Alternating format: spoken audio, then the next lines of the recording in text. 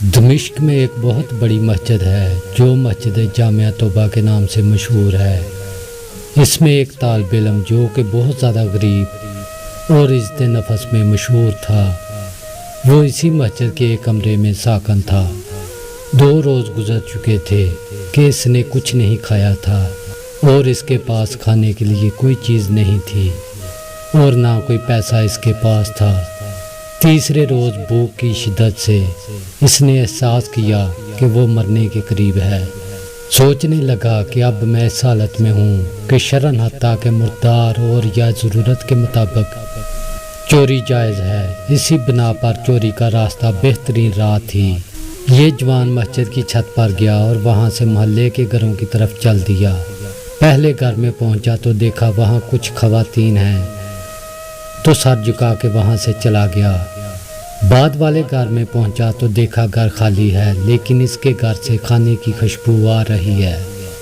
بھوک کی شدت میں جب کھانے کی خوشبو اس کے دماغ میں پہنچی تو بھوکے کی مانند اس کو اپنی طرف کھینچ لیا۔ یہ مکان 1 منزلہ تھا۔ فوراً باورچی خانے میں پہنچا، دیگچی کا ڈھکن اٹھایا تو اس میں بھرے ہوئے بینگن کا سالن تھا۔ ایک بینگن اٹھایا، بھوک کی شدت سے سالن کے گرم ہونے کی بھی پرواہ نہیں کی۔ بینگن کو دانتوں سے کاٹا اور جیسے ہی نکلنا چاہا تو اسی وقت عقل اپنی جگہ واپس آ گئی اور اس کا ایمان جاگ گیا۔ اپنے آپ سے کہنے لگا، خدا کی پناہ، میں طالب علم ہوں، لوگوں کے گھر میں گھسوں اور چوری کروں۔ اپنے اس فعل پر شرم آ گئی، پشیمان ہوا، استغفار کیا اور پھر بینگن کو واپس دیگچی میں رکھ دیا اور جیسے آیا تھا ویسے ہی واپس لوٹ گیا اور مسجد میں داخل ہو کر شیخ کے حلقہ درس میں حاضر ہوا۔ بھوک کی شدت سے سمجھ نہیں پا رہا تھا کہ شیخ کیا درس دے رہے ہیں۔ جب شیخ درس سے فارغ ہوئے اور لوگ بھی متفرق ہو گئے تو ایک خاتون مکمل حجاب میں وہاں آئی، شیخ سے کچھ گفتگو کی اور وہ طالب علم ان دونوں کی گفتگو نہیں سمجھ سکا۔ شیخ نے اپنے اطراف میں نگاہ کی تو اس طالب علم کے علاوہ کسی کو وہاں نہ پایا۔ پھر اس کو آواز دی اور کہا، تم شادی شدہ ہو؟ جوان نے کہا، نہیں۔ شیخ نے کہا، تم شادی نہیں کرنا چاہتے؟ جوان خاموش رہ گیا۔ شیخ نے پھر کہا، مجھے بتاؤ، تم شادی کرنا چاہتے ہو یا نہیں؟ اس جوان نے جواب دیا، خدا کی قسم، میرے پاس ایک لقمہ روٹی کے لیے پیسے نہیں ہیں، میں کس طرح شادی کروں؟ شیخ نے کہا، یہ خاتون آئی ہے، اس نے مجھے بتایا ہے اس کا شوہر وفات پا گیا ہے اور اس شہر میں ہے اور اس کا دنیا میں سوائے ایک ضعیف چاچا کے کوئی عزیز رشتہ دار نہیں۔